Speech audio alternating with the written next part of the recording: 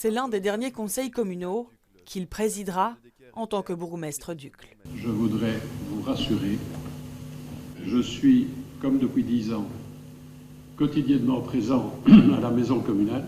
Une dernière tentative pour rassurer le conseil, car Armand de Decker est dans la tourmente. La fin d'un règne.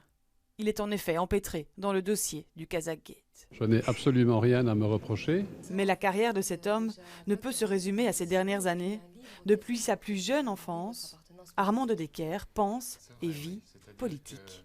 J'étais étudiant à l'Athénée de Schaerbeek, l'Athénée Fernand Blum, et un de mes professeurs, un homme remarquable d'ailleurs, qui s'appelait André Gautier, nous avait à toute la classe imposé la lecture d'une série de livres. Et il y avait aussi ce livre, La route de la servitude de Hayek. C'est une sorte vraiment de bible du libéralisme que j'ai lu à 16 ou 17 ans et c'est vrai qu'il m'a beaucoup marqué. Quelques années plus tard, à 33 ans, il se fait une place à la Chambre et au sein du parti PRL, où en 1989, lors des débats pour les élections régionales, en tant que chef de groupe, il s'interroge sur la qualité de vie des Bruxellois. À l'avenir, Bruxelles est appelée à jouer un rôle international important, à se développer, et il faut que ce rôle européen se déroule sans porter atteinte à la qualité de la vie des Bruxellois. Il présidera par la suite le Parlement bruxellois, mais c'est au Sénat que son nom restera comme un symbole. Puis cet après-midi, Armand de Decker a prêté serment devant le Sénat.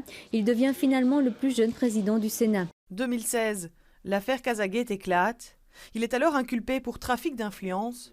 Il aurait profité de sa position pour éviter un procès à son client milliardaire, Patok Shodiev. Une action publique qui s'éteint aujourd'hui, en même temps qu'un homme qui aura marqué de son empreinte la politique en Belgique.